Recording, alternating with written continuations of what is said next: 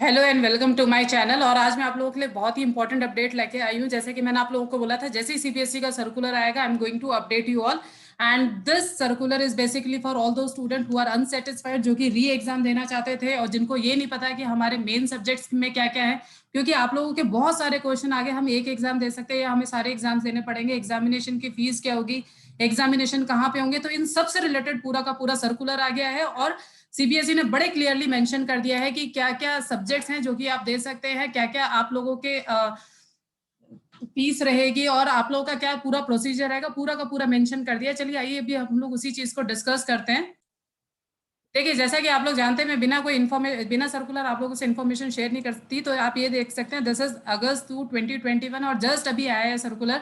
और ये आप लोगों का जो है, this is mainly for the conduct of improvement and compartment examination. Plus इसमें वो सारे बच्चे हैं जो कि री एग्जाम के लिए जिन्होंने अप्लाई करा था। देखिए यहाँ पे सबसे पहला ही पॉइंट लिख रखा है, students who are not satisfied with the marks awarded based on the policy of tabulation.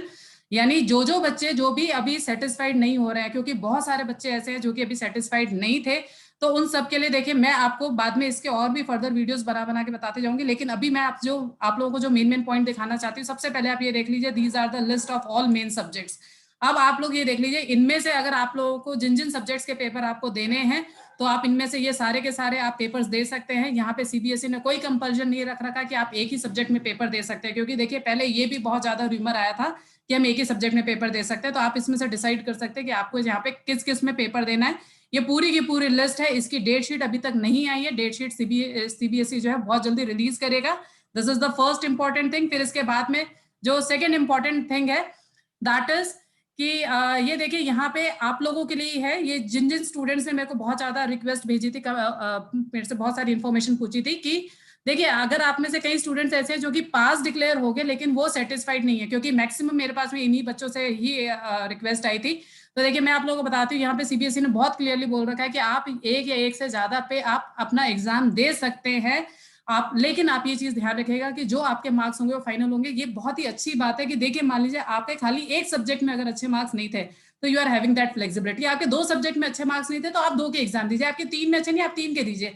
तो ऐसा कुछ भी नहीं है कि आपको पांच के पेपर वापस देने पड़ेंगे। तो this is one of the very good option provided by the CBSE to you.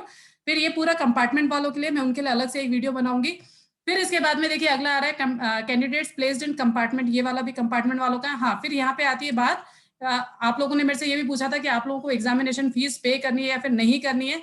तो देखिए, जो बच्चे कैंडिडेट कैटेगरी ए में आ रहे हैं उनको नहीं पे करनी है। और आप लोग यहाँ पे क्लियरली देख सकते हैं, आप लोग कैटेगरी ए में आ रहे हैं। मैं उन स्टूडेंट की बात करती हूँ जो पास हो चुके हैं और जो री एग्जाम देना चाह रहे हैं, तो उनको कोई फीस यहाँ पे नहीं पे करनी है।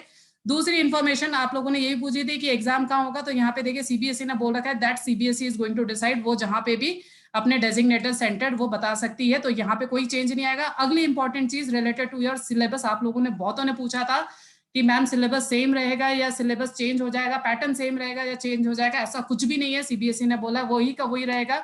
जो रिड्यूस्ड सिलेबस था, यानी जो 70% सिलेबस आप लोगों का चल रहा था फ्रॉम लास्ट पर्टिकुलर ईयर, वही का वही रिड्यूस सिलेबस ही आप लोगों के लिए अप्लाई होगा। पेपर का पैटर्न भी वही का वही रहेगा। सैंपल क्वेश्चन पेपर सीबीएसई ने डाल रखे हैं, तो आप लोगों को यहाँ पे भी कोई टेंशन नहीं लेना है। लास्ट यहाँ पे दे रखा है रिजल्ट प्रिपरेशन, वो सीबीएसई का लुकआउट है। CBSE will be responsible for result preparation. और दो चीजें और इंपॉर्टेंट यहाँ पे बता रहे कि देखिए, अब आप ये डिसाइड कर सकते हैं कि आप लोगों को कब रजिस्टर, मतलब आप लोगों को किसके सब्जेक्ट के लिए रजिस्टर करना है।